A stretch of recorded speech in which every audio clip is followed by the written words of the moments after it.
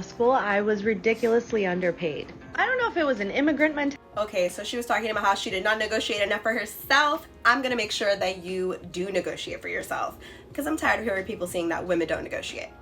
So what you need to do is to continue to see where your skills are.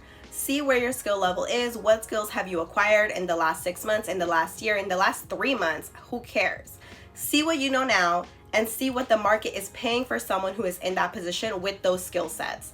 Some jobs will have the information there on the salary. Some other times you'll have to go to a website like Glassdoor, and you can also ask a recruiter a lot of questions on what's the average pay in that area. Always give yourself an extra 10K or 5K if you don't want to push it. If you really want the job, go with 5K above that price. And if not, go 10K above that price. If you're really like, I don't even want to work there. That might convince you to actually work there, and make sure you negotiate. Okay, I'm inviting y'all into my conversations with my friends. And yes, we are all Black women. Stop doubting yourself. I know we say it all the time, but I literally mean like identify all of your limiting beliefs today, make that your homework today. Write it on a piece of paper and throw it out the window. Drive really fast going down the street and literally throw it out the window. Me and my friends, all of us work in corporate America, all of us make well over 6 figures.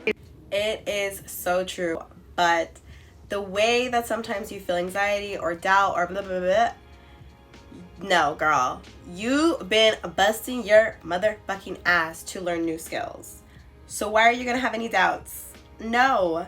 I remember for me when I realized that, yes, I was one of the designers, but I knew all of these 3D things, and I knew how to do things that were beyond my job and my section, that I needed a raise, and I was gonna ask for that raise.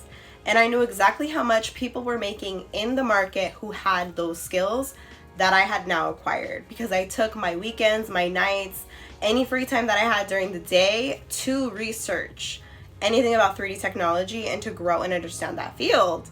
So now that I had given myself those skills, you damn sure better believe I'm asking for a raise. Check out our new stationery drop. We have notebooks, pen cases, and custom colors are available on our site. Links down below. It's a mistake you learned the hard way that you can now help people to avoid. When you are such a giving and caring person and you share a lot of positive information, like for example, I work in the design space, the 3D space, and because I am so open with giving people information and sharing things, that comes with the fact that there are people who see you in your workspace and see that you are thriving and will have envy and will be afraid of how free you are to give and how free you are to share information. I mean, fuck them, but realize to watch who you're speaking around, watch who you're surrounding yourself with, and don't be teaching everybody everything, because not everybody is your fucking friend. People will use something that you've learned and something that they see that you're better at than them, and they will try to twist that in the workplace or any environment that you're in. Make sure to watch who you share your positive energy around, because they might be watching. Does anybody else just feel like, fuck it? I've seen people have this experience and feel like, what is the damn point of all of this? But I will tell you that's because you need to have a plan. You need to plot and scheme your escape. So what I mean by that is I worked in the corporate fashion industry for 11 plus years. And I knew when I started school that I didn't want to keep working for people. Like eventually I knew that I'm not the type of person that I want to keep conforming to what you want out of this design, or conforming to what this, like all these different data analytics that aren't really what the customer feels. So I made sure to save all my money, buy all my equipment, start a business. Whatever business you want to start, America is built for businesses. And the reason why you want to build all this stuff for businesses and all these things is because, girl, I like to travel. I like to leave this place, leave my environment, and take myself on a trip. What's considered classy if you're white, but trashy if you're a person of color? I'll go first.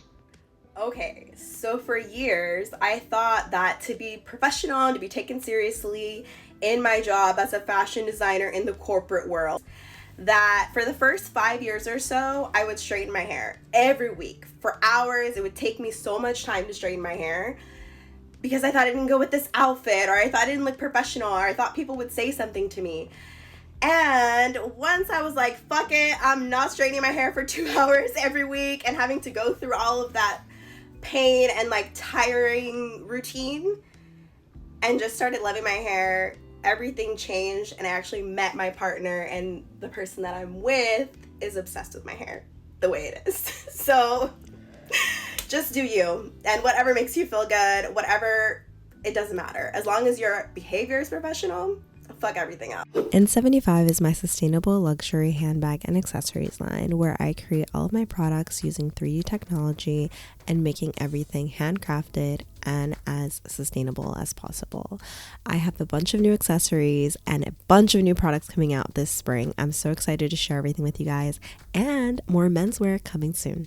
So be sure to check out our website, in75.design.com.